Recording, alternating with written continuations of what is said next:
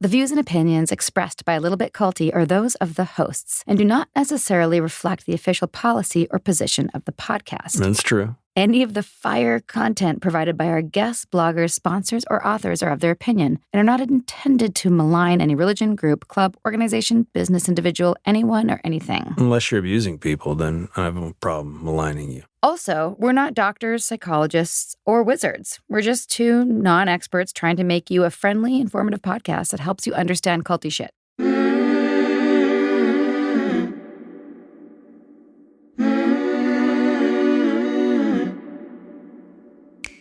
Hey everybody, Sarah Edmondson here. And I'm Anthony Ames, a.k.a. Nippy, Sarah's husband, and you're listening to A Little Bit Culty, a.k.a. ALBC, a podcast about what happens when devotion goes to the dark side. We've been there and back again. A little about us. True story, we met and fell in love in a cult. And then we woke up and got the hell out of Dodge. And the whole thing was captured in the HBO docuseries The Vow, now in its second season. I also wrote about our experience in my memoir, Scarred, the true story of how I escaped NXIVM, the cult that bound my life. Look at us, a couple of married podcasters who just happen to have a weekly date night where we interview experts and advocates in things like cult awareness and mind control. Wait. This does not count toward date night, babe. We got to schedule that. That's separate. So there's 2 days we got to hang out? We do this podcast thing because we learned a lot on our exit ramp out of NXIVM. Still on that journey, and we want to pay the lessons forward with the help of other cult survivors and whistleblowers. We know all too well that culty things happen. It happens to people every day across every walk of life. So join us each week to tackle these culty dynamics, everywhere from online dating to mega churches and multi-level marketing. This stuff really is everywhere. The cultiverse just keeps on expanding, and so are we. Welcome to Season 5 of A Little Bit Culty, serving cult content and word salads weekly on your favorite podcast platforms. Learn more at alittlebitculty.com. Sinking down to the depths of the ocean, hanging on to the wind of my love. If I let go of it all, I could leave, but I know I won't. Hello, everybody, and welcome to this week's episode of A Little Bit Culty, the final mashup in a series of 5 mashups. We're just mashing over here, mashing it up. This one's actually quite timely because it comes on the heels of Masterson's sentencing, and this one has a justice ring to it. No, Sarah? It's all about it, and which is rare in these cases. I think why everyone in the survivor cult recovery space is talking about and really noticing the difference in what is happening in the court systems. Can you summarize what happened to Danny Masterson, who is a Scientologist, for those who might be unaware? The summary is, as I understand it, he got sentenced to, I think, 30 years to life for raping, I believe, 3 people over 20 years ago. Convicted of 2, I believe, though. Okay. Yeah, I think. And I believe Scientology had a hand in silencing the victims because they were Scientologists. So basically, there's an ecosystem of abuse within Scientology that silenced these women and protected Danny Masterson. So this is another gut punch. And I think Leah Remini is someone we can thank for this to the Church of Scientology. And also go to her page if you want to know more about it. She's very vocal. Yeah, she's spending her own money. She's a true force and an example, I think, for everyone who's, pursuing justice and how to do it. So she's one of our personal heroes, she and Mike Rinder. Also, if you've been following the Lori Vallow case, she was found guilty of murdering her 2 children. And if you don't know anything about that story, it is absolutely heartbreaking, and that can be covered in more depth in our episode called Murder, Faith, and End Times with Leah Sotilli on Lori Vallow and Chad Daybell, which is a fascinating book about the whole prepper meets extreme Mormonism meets delusions of grandeur and many other things. So yeah, I feel like things are shifting. Or at least people are being educated more on what it looks like, which is great, which is prevention. Rather than dealing with the aftermath. But let's dig into the main course, shall we, Sarah? Yes. This is our second NXIVM extravaganza. We hope you liked last week's episode with Mark in India and Susan and Karen. Reminder, we will be back soon with all new episodes. Until then, you can always hang out with us on Patreon at patreon.com/littlebitculty if you are just craving some fresh culty content. But for this mashup, Keith Raniere's trial was at the center of the Val Season 2, and this episode is taking you even further into the courtroom circus. We're featuring insights from 3 people who had a close look as anyone could get. First, you'll hear from our personal hero, Moira Kim Penza, the prosecutor who brought Keith Raniere to justice. Her accomplishments are mighty. Like Keith's conviction on all counts, including racketeering, sex trafficking, and a brisk 120-year sentence, Moira's groundbreaking approach to the case has been credited with paving the way for other sex trafficking prosecutions against powerful individuals. In other words, she's a total badass. In this episode, Moira sits down with us to talk about what it's like to take on a world-class dirtbag, our wording, not hers, and what really chaps her ass about NXIVM's Voldemort. More about today's guest, Moira is now in private practice as a litigator and a partner at Wilkinson Stekloff. Crain's New York business named her in the 40 under 40 list. She's been ranked as one of Bloomberg Law's 40 under 40, and her legal analysis has been featured in the New York Times, CNN, ABC, NPR, and Daily Beast. Next, you'll hear from Robert Gavin. Robert has been a news reporter for 28 years, also having worked for 2 years as an editor. Originally from Staten Island, Gavin began his career by covering the New York City police and fire departments, the NYS Capitol, state and federal courts, various murder trials, and cases involving terrorism, mafia, street gangs, and political corruption. And eventually, Robert's role in the NXIVM trials and their coverage would play a crucial part in bringing down Keith Raniere. Finally, you'll hear from Vanessa's Grigoriadis, who is an award-winning long-form journalist and podcaster, having published profiles on the likes of Karl Lagerfeld, Lady Gaga, and Ariana Huffington. So how'd she get tied up in NXIVM's bullshit while also reporting on the cult? Well, the short answer is anyone and everyone is susceptible to coercive control and persuasion, even members of the press. The long answer? I guess you're just going to have to listen to find out. If you enjoyed this episode and missed the longer version, please go back to seasons 1 and 2 and 3 and find the full version if you were feeling like you just wanted to know more. Until then, here is our NXIVM medley, part 2.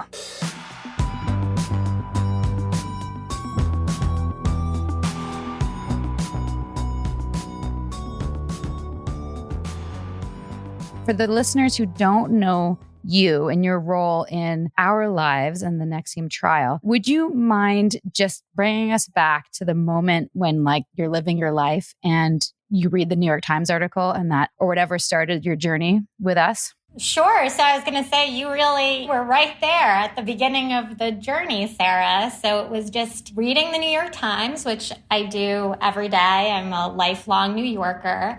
And front page was this story about you.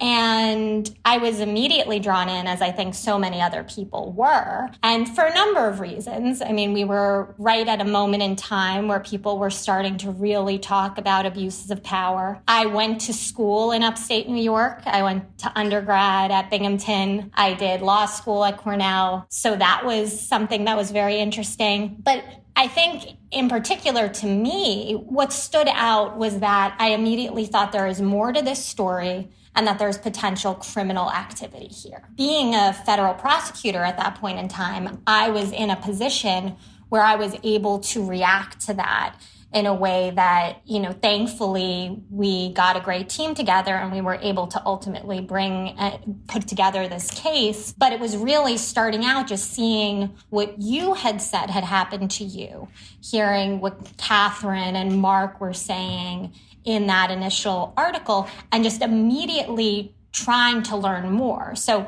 one of the first things that I did after reading that article was basically get on the internet and try to learn everything I could, because in some ways it was shocking that I had never heard about this before, given how many people had gone through NXIVM classes, given the fact that there had been this investigative reporting many years before that had uncovered a lot of wrongdoing and what looked like criminal activity. I was really surprised that I had never heard of this.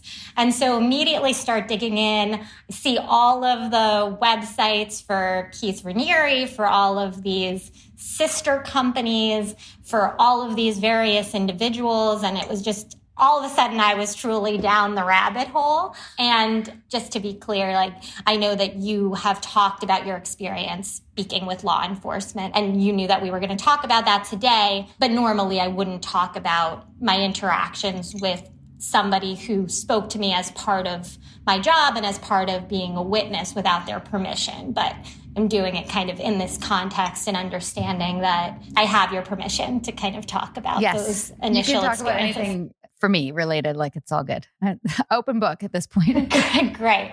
So one of the first things I did was really try to figure out who was your agent, who are your lawyers. And so I think the first people I spoke to were people who were connected to you as entertainment lawyers, not as, a lawyer representing you in the context of NXIVM, the criminal organization. But really sitting down with you, that was one of the first experiences that we really had where we started to learn more about this organization and more about what was happening. And that's really what we did right away. So I read the article. Tanya Hajar, who is the other prosecutor who ended up trying the case with me, she was immediately interested as well. That day, we got this incredible FBI agent, Mike Weniger, assigned to the case, his colleague, Mike Lever, and then Charlie Fontanelli, who is actually New York State Police. And that was huge, too, to have that connection right away. And so we had this team right away that was incredibly invested in this. And so within weeks, we were sending out tons of subpoenas, and we were meeting with witnesses and meeting with survivors, victims. It was so much so quickly. That is not always typical of a law enforcement investigation, because based on what we were learning beyond the New York Times article, we had every reason to believe that there were still women in danger at that point in time, and that there would be continuing criminal activity if Keith Raniere were not stopped. Wow. I got goosebumps. I think that's an accurate assessment. I want to go back because you read the article and you have an impression, and you have an impression that there's abuses of power. What was your hypothesis as to what it was, and then compare that to what you learned and what you uncovered? Because I know for me, I knew there were some abuses going on after that, but what you guys uncovered shocked me. Way more. So right away, when you were reading the original article, to have the allegations about collateral, right? That sort of coercion, when you hear that, that enables so much criminal activity, right? It's not just in the NXIVM context. In so many crimes, what enables it to happen is the ability to have that coercive control over people. Whether, you're talking about the mob, whether you're talking about a street gang, whether you're talking about a drug cartel. Once you have that source of power, you have an amazing ability to victimize people and commit different types of crimes. So that stood out right away. And then, of course, the allegation that Keith Raniere was behind this so-called women's empowerment group is just a shocking thing right at the outset. And I think that was something that throughout the whole case really resonated with people, like this fundamental fraud that you had this man in the background as this puppet master.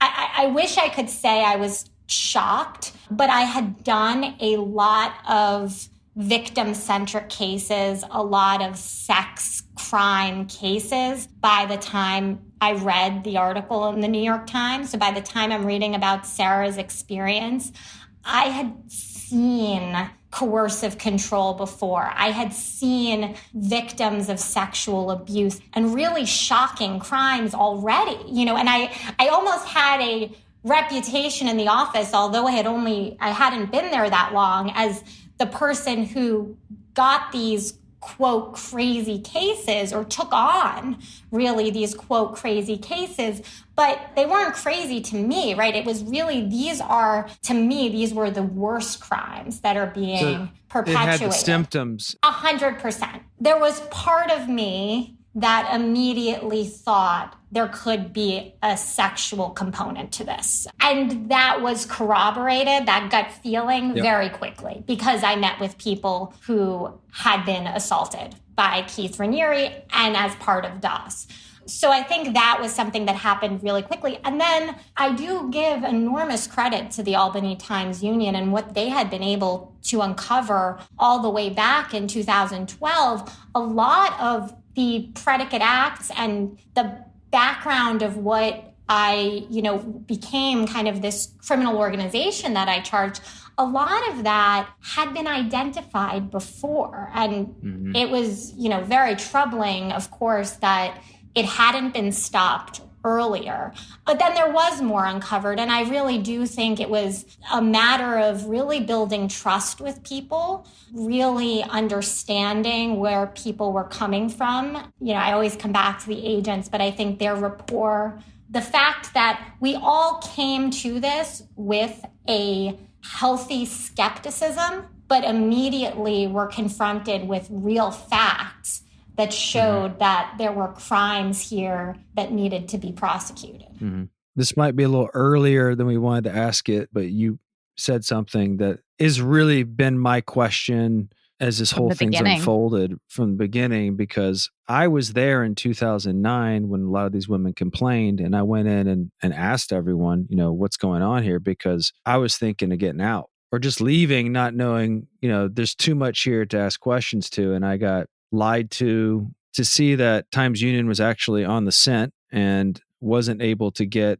the proper investigation or Keith arrested. I felt like if these things were true, then there was a criminal justice system in place that would hold him accountable either locally or wherever. That's actually what Lauren said. She said, if these things were true, he'd be in prison. And I was like, oh, okay. Obviously, that's the question. And subsequently, since we started our podcast, we've asked a lot of these people why they think these abuses of power have gone on. A lot of them do have protection from certain government agencies through loopholes. And I'm just wondering what you think happened there, or why it was able to exist and quote unquote get away with it. What do you think went on? Are you allowed to answer that? Frankly, I can't fully comprehend why law enforcement didn't act earlier. Of course, this is a very complex case, and I came at it in a world in which I had a very dedicated team. I was at the Eastern District of New York, which has a lot of resources, which has a historical practice of prosecuting these really big racketeering cases. So I had all of that on my side, but I do think it's a real question that still remains out there as to why nothing was done earlier. And Judge Garifas raised that during Lauren's sentencing. And I think that was just a powerful moment, because I think all of us, as proud as we are of the resolution that we got in this case and the fact that Keith Raniere isn't able to hurt anyone else, there's still a real sadness, and it really is a tragedy that so many people, including Sarah, including the other women in DOS, they never had to go through that had this been stopped earlier. And so I think that's really one of the things that I think remains a mystery. However, if I were to hypothesize, I think a big factor was the amount of funding and financing that was behind this. And so when you look at the campaign that was initiated just against you after the DOS story was broken inside the organization, where you had someone who's actually able to get on a plane and try and get authorities to act against you, Sarah, and where that has happened in the past successfully, where they have been able to go after critics, where other people have been able to, have essentially prosecutions handed to them in a box. I think that is something that is very powerful. And so I think the other thing, though, is that there was just a ton of fear in terms of the people who were victimized, right? Understandably so. I think once DOS happened and once that really blew up and once there were people speaking out, that enabled other people to be part of a group. And there was still an enormous amount of fear, right? Every single witness interview I did, I was, talking people down, explaining the fact that they were protected now, that it was very unlikely that there was going to be any physical violence, that it would be very hard to retaliate at this point in time. But I think until then, people would have been outliers. And first of all, it's hard to build a case if you don't have cooperative witnesses, right? That's pretty fundamental. And then on top of that, people didn't want to say these things happened to me because they didn't believe anyone was going to support them, and they thought their own lives would be ruined instead. And that's the pattern they had seen already. Sure. That makes sense.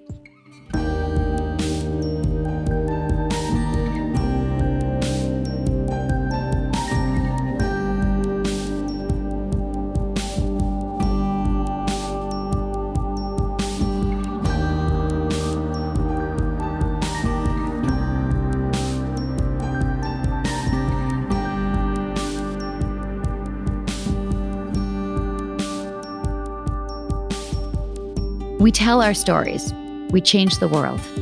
A Little Bit Culty is proud to support the #IGotOut project, which empowers survivors of cultic abuse to share their stories online as a catalyst for education, prevention, and healing. Learn more about the #IGotOut movement and find resources at igotout.org. The Frankies were a picture-perfect influencer family, but everything wasn't as it seemed. I just had a 12-year-old boy show up here asking for help. He's emaciated. He's got tape around his legs. Ruby Frankie is his mom's name. Infamous is covering Ruby Frankie, the world of Mormonism, and a secret therapy group that ruined lives. Listen to Infamous wherever you get your podcasts. Meals bring people together, but for many families, providing their next meal can be a challenge.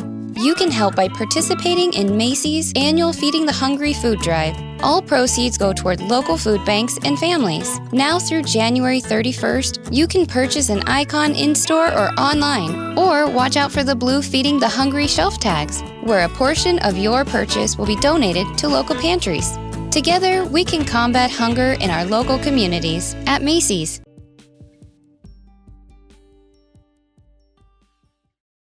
Like most federal trials, if you've covered a lot of federal trials, if there's any federal prosecutors listening, I think they'll know what I'm talking about here. It's almost every single case. The opening statement will be, this is a case about insert your crime. This is a case about greed. This is a case about theft, blah, blah. Wasn't like that with NXIVM. Tanya Hajar, who did the opening statement, she really told this story and opened up this world of the three sisters and how they all had different experiences within NXIVM. They told the story of how basically Keith Raniere had taken advantage of them and branched out from there to talk about the case. And I thought it was a very powerful opening and really showed, people, if you didn't know what this case was about, that's what this case was about. And Keith was sitting there, and every day Keith Raniere had a sweater and he had his little tie on. So he had basically a different color of usually a blue sweater, kind of like this here, and then maybe the tie there. And he looked very preppy. So the pictures you see of Keith Raniere where he's got the long hair, and I think there's even video of Keith where he refers to himself as looking like a cult leader with long hair. But Keith at trial looked like a college professor, from the 80s. He's always a few decades behind, isn't he? Yeah. Yeah, I think that's probably true. He had his attorneys there. He had Mark Agnifilo, he had Paul Daranassian, and then there was also two other attorneys who were both women there, and Danielle Smith. But he had a lot of attorneys. And I think when the trial starts, the very first witness they called was a woman who had been in DOS. I'm not going to say her name because I don't know how open she is about going public, but she had been in DOS. Married, by the way. Yes, she was a married woman who had been in DOS, and everybody in that room who had been there, it was clear she did not want to be there. I was there. Wait, Nippy, you were there? I was there for the first 3 days of the trial, and then I left right after the metadata. Wait, so did you guys meet? Nippy and Rob, did you guys meet? I think we did, but it was I think the second or third day I met you in the park. Yeah. I think I passed you in the park outside the courthouse. But there was so many people around. It was crazy, There was a lot of people around. It was a jam-packed courtroom. Yeah, because honestly, it wasn't until recently that I even mentioned Daniela, because to me, I didn't want to identify her sister. But now they're all public, so it's kind of like, it was strange for me, the fact that the names were being mentioned. I thought that was kind of weird. Not in court, that people were mentioning it in print. That was unusual. When she revealed that Keith went down on her and she had to talk about that in trial. Oh, yes. I thought for sure, similarly to how I thought when watching The Vow, and we'll get to this later, that would certainly be the straw that broke the camel's back for people who are still loyal. Or at the very least, have the appropriate effect on them. Alas. It's astounding. There were many points of that trial where you would think anybody hearing it would be like, are you kidding me? Every day, and I think, Nippy knows this from being there, it was like every moment, every day you'd say, well, that can't get any stranger. And it would get stranger.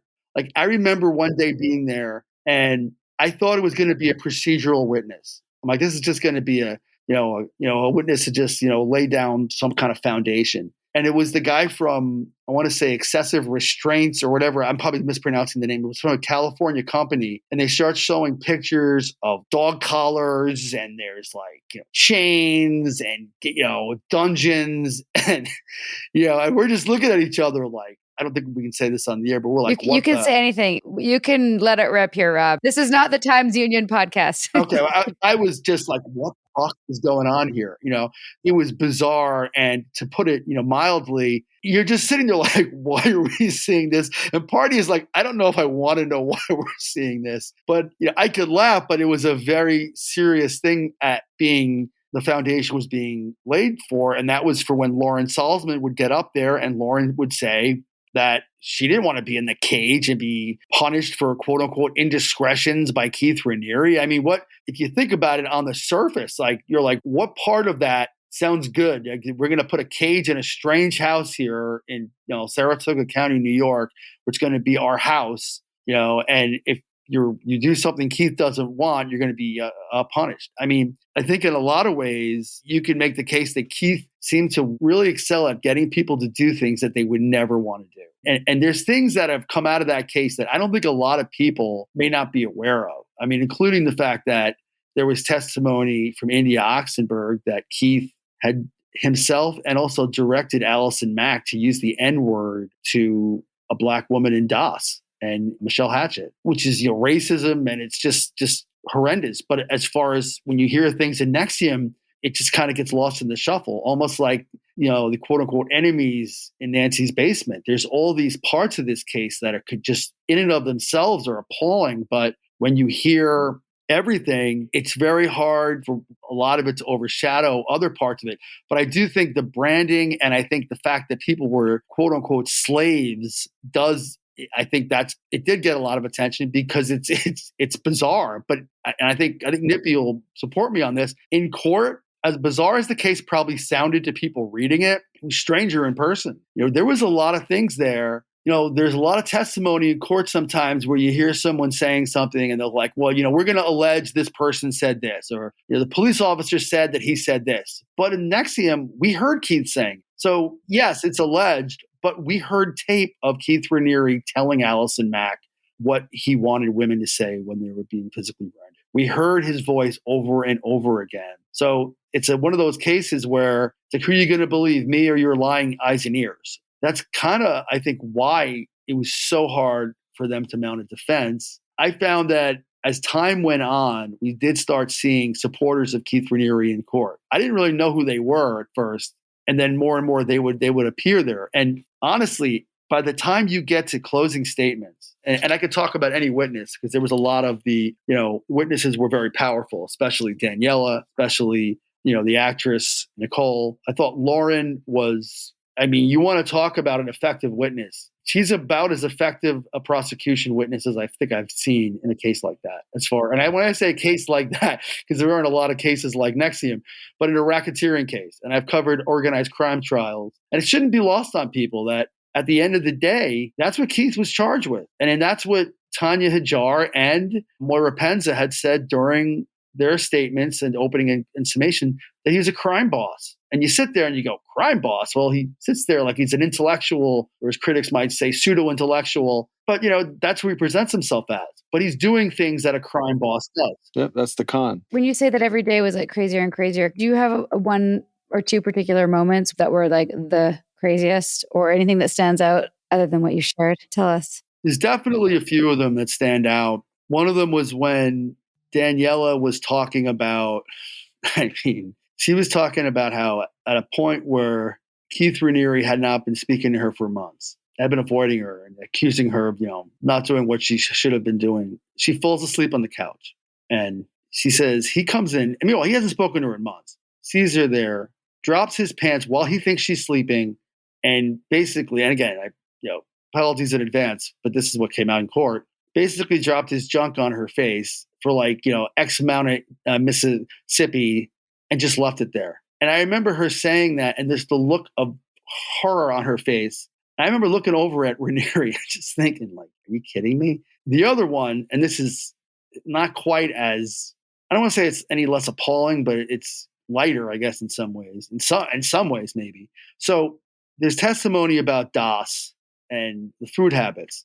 And I believe it was Lauren. I could be wrong. I think it was Lauren who testified this. And if I'm wrong, I apologize. It might have been one of the other witnesses. So there's testimony about the eating, rules and what you can eat and can't eat. So it comes out that Keith tells them they can't have anything to eat, puts a pie in the refrigerator, like apple pie or something, and then puts a camera up there. So when these women have to have 500 calories or less a day, this guy is putting pie right there and puts a camera. And eventually one of them goes in and has a slice. Keith runs down and starts going oink, oink, oink, oink, oink, oink, oink, oink, oink, oink, and making the oinky, oinky noise after they did it. And I just remember the way the testimony came out. And I'm looking over at him, and it just was like, are you did you really do that? What kind of a human being does this? This sort of sadistic.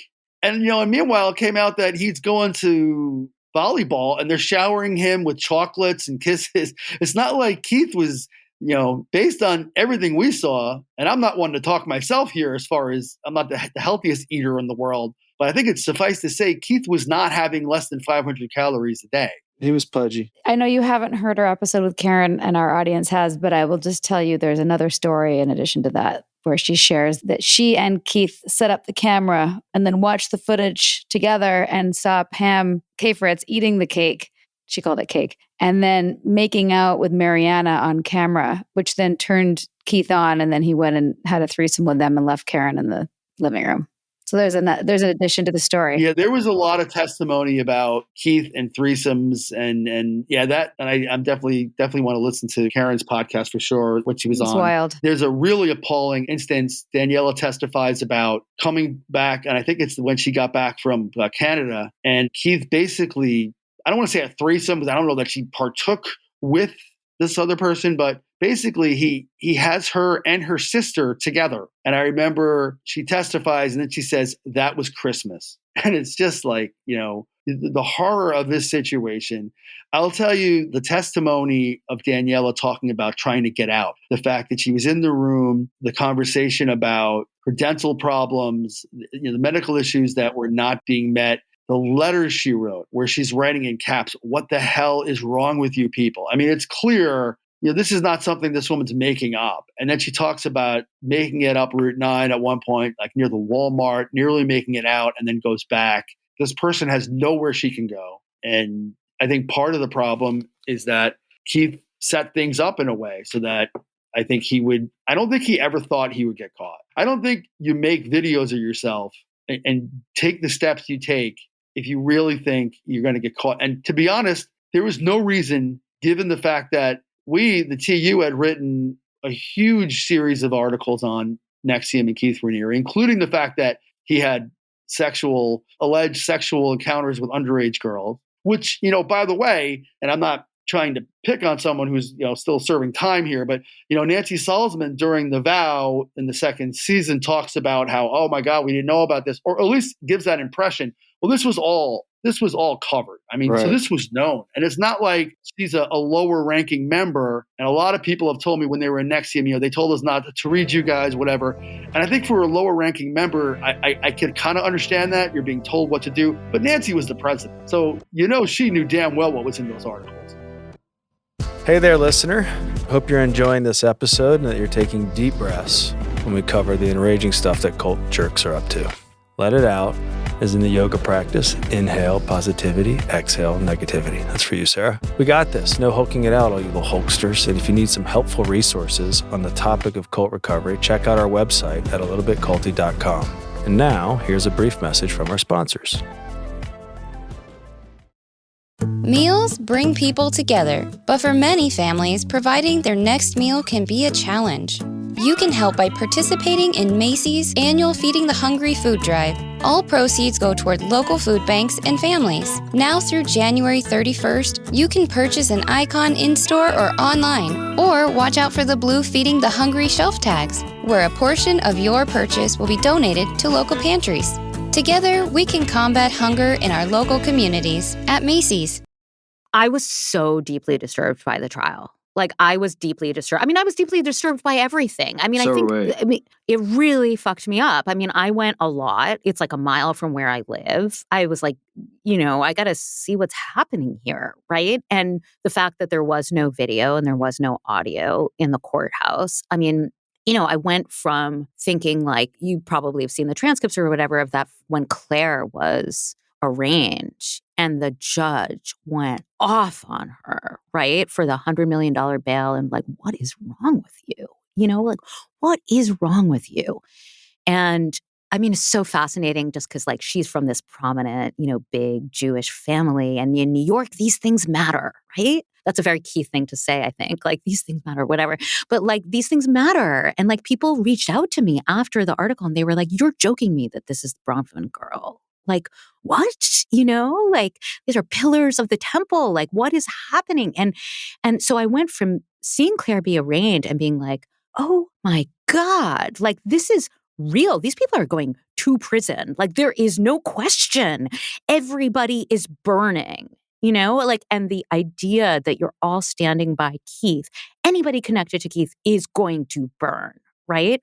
And then, but having it as the trial played out, reveal more and more of, like, Keith's utter and complete madness, and the women who took the stand. I mean, again, I would say the women who took the stand were shockingly, like, articulate and just telling an incredible story. And, like, it goes back to this idea that you guys talk about all the time, which is, like, who can be in a cult? Like, who gets in a cult? Because you have this idea that it's just, like, brain dead people, right? But it's not. And, I don't know. It was just, it was, I found it to be, like, one of the most disturbing. Like, I had complete insomnia during that trial. I was just totally freaked out. Yeah. And I mean, I'm like, freaked out these people are in the world, like, I just freaked out by the whole thing. Us too. It's so At dark. the same time, I want, some of them to have another life, right? Like, I mean, I feel both ways. I mean, Yes, some of we them, want all of I them don't to have want to another have life. I totally do. Yeah, for sure. Keith needs to stay in prison for the rest of his life. Part of this whole thing of why, like, when Moira reached out, I was like, yes, of course. And she was saying that you weren't sure, like, how we feel about you. And I just want you to know, and I meant to say this at the beginning. I think I did actually, like, no hard feelings. Because for us, like, anyone who goes, oh shit, like, this is bad, then we're fine with. Like, we're all on the same page. Right. Like, but there was a time. We're informing people. But there was a time, as you know, that we didn't trust you. And I just wanted to tell this backstory because I think it's interesting how it all played out. Like, and a lot of our fan base are survivors, and a lot of them are just NXIVM nerds. We call them NXIVM nerds. They're, like, obsessed with this story and they want to know all the details. And I just think this part of history is so wild because, as you know, the New York Times came out and I was on the cover. And then we had heard, because we had friends still on the inside who were kind of playing both sides, right? And they were like, they're going to do a counterpiece. We were told that they were hiring you. That's so crazy. And I was like, I don't think they can do that. Yeah. But that was sort of like how it was being pitched. Like, they were curating the story. So we knew that this was happening. We knew that, and my memory is fuzzy because it's 5 years ago and we were in trauma. So Nippy, correct me if I'm getting something wrong here. Like, jump in anytime. But I was in trauma too. So. Yeah. She was in trauma more. Well, maybe a little bit. We went in and out of different amounts. So we heard that you were writing the story and then we didn't know who it was. And then I guess through my PR, like, I had to hire a PR team because I was getting so many requests and, like, I didn't know how to handle it. And, like, Dateline and Inside Edition and Dr. Oz and 2020, like, it was, everybody wanted to talk. So I hired a PR team and they brought me to you and I think they kind of vetted you. But there was this whole internal, like, we call them team takedown. The people who were out, we weren't on the same page because I I believe you wanted to speak to us, like Mark and Bonnie and Nippy and I. And I think, oh God, what happened? The first time we connected, or was it the first time you connected with Mark? I don't remember, but there was I something. think I talked to Mark. Right. Yeah. And the conversation you had with him led us all to believe that you had already been indoctrinated and that you were like brought into the fold and you were drinking the Kool-Aid. And so they didn't trust you. And this is where we didn't have the same approach. I remember thinking, well, if she's drinking the Kool-Aid and she bought into the whole, consenting adults narrative, then we need to tell her our side of the story, right? And fill you in. Right. Well, what happened from again, like it's a little fuzzy for me as well, but from my perspective, I got everything I needed from NXIVM. So I said, okay, great. Now I'll talk to the defectors. Now, I didn't think you guys were going to be hard to talk to because I just assumed, well, these people want to talk to everybody because they're trying to get the word out and they seem to be talking to everybody. So I don't think this is going to be a problem, right? And again, I think that's, looking back on it, that was naive, right? So I believe, reached out to Mark and I got on the phone, but I was also wary of what could be put on the Frank report or something else of what I would say. Because again, like I got what I needed from NXIVM, but we still needed to fact check the thing. We needed to finish the thing, blah, blah, blah. Like the best tactic for me was to have both sides talking to me and then put my piece out. And that would be when NXIVM found out what I thought, right? And so I talked to Mark. I mean, my recollection of it, and Mark may have a different one, is that he asked me who I had talked to, and I said, Lauren. And he was like, whoa, what? I remember. I remember now. That's probably the one person that you could have said that would have struck the fear of, because she spends a good one. Right. Because she's smart. Smart one. Yeah, that was clear. She's super smart. Well, I'll also say this. She did a very, very good job at normalizing the abusive stuff because she had been in it for so long. So she really didn't believe it was bad. Right. And she's cool. Yeah. Like we pictured you and her hitting it off and we were like, oh, fuck. And now I remember. And her subtly dropping comments about our character. I remember what it was now.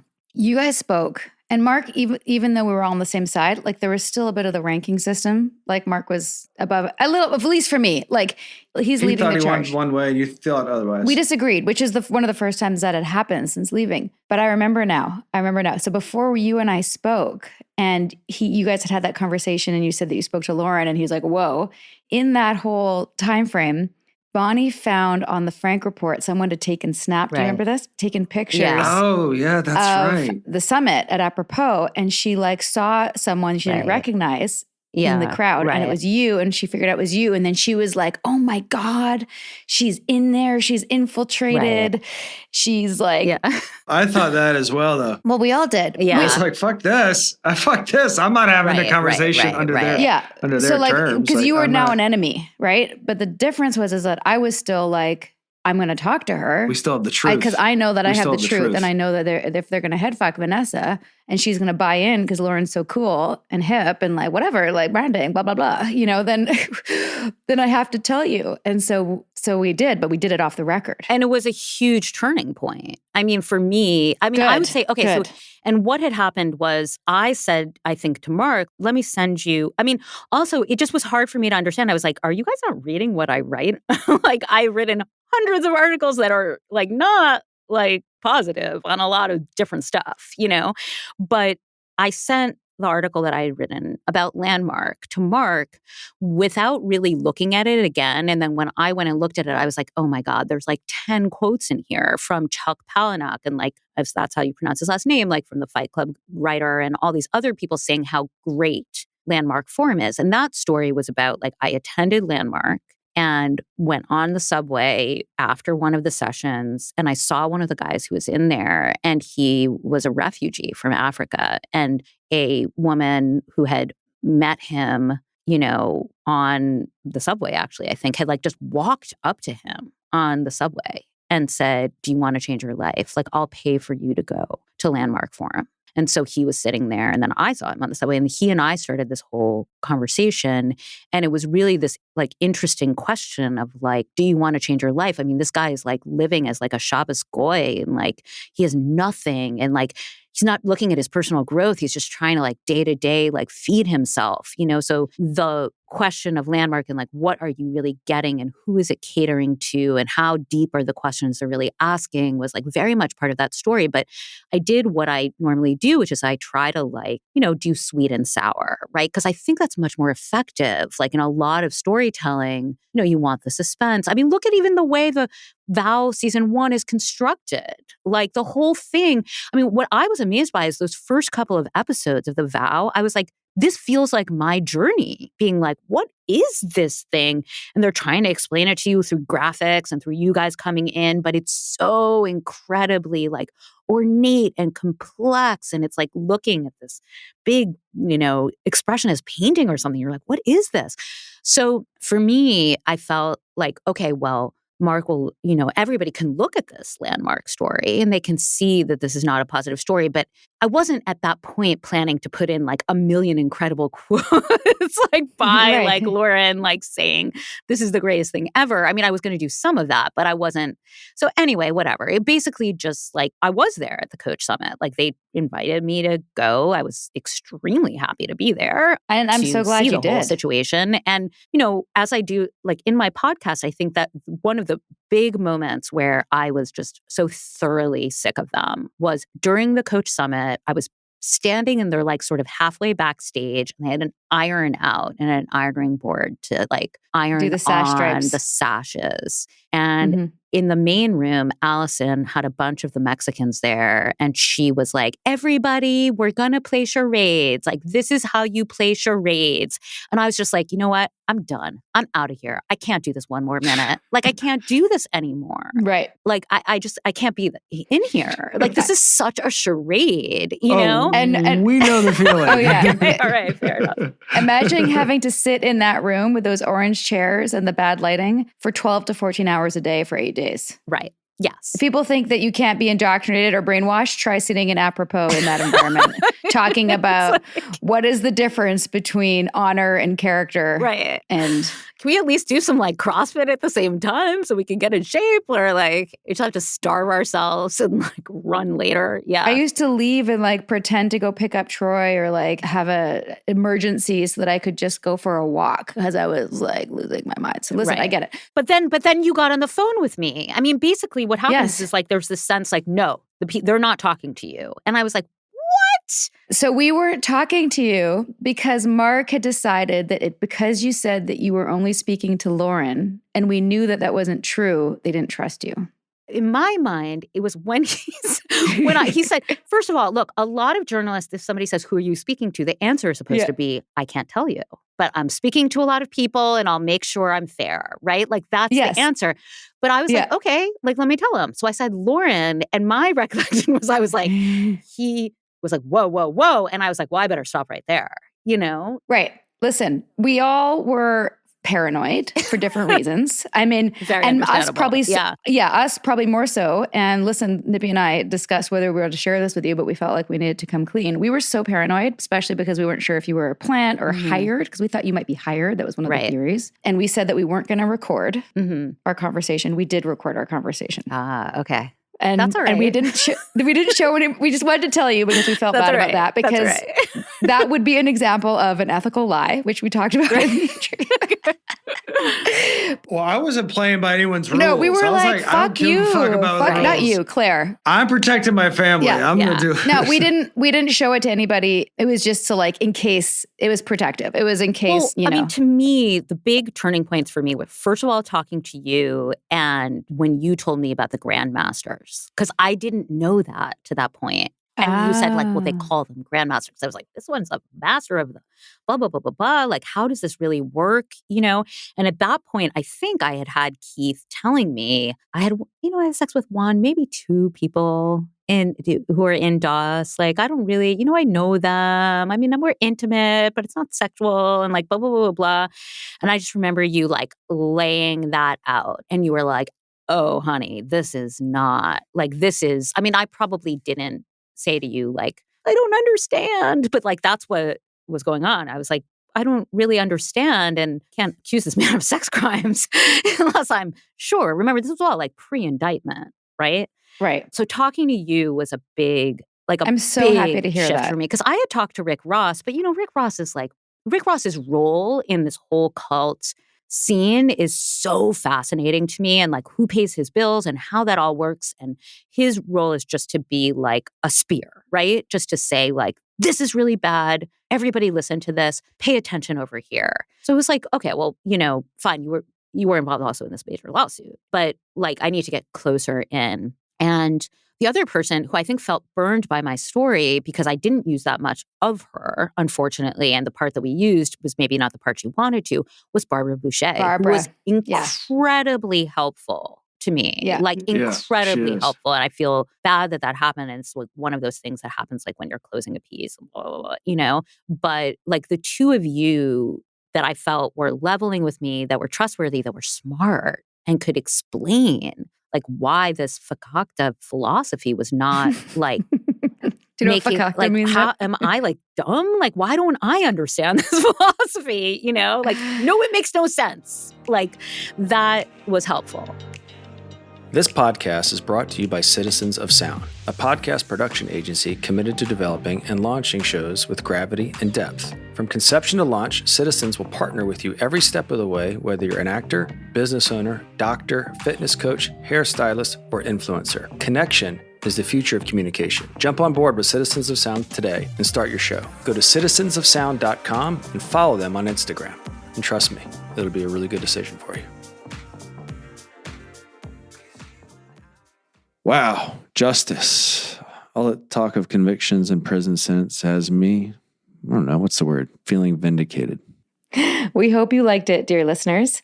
We will be back soon with all new episodes. And in the meantime, check us out on Patreon. That's patreon.com/alittlebitculty, dropping new episodes every week. And just a reminder, if you join the Inner Circle and you're one of the first 30 people to do so, you will be getting a very special, a little bit culty pencil set to go along with the regular merch, which is a signed copy of my book, a hat, some treats from our sponsors, and maybe even some lip balm that says a little bit culty.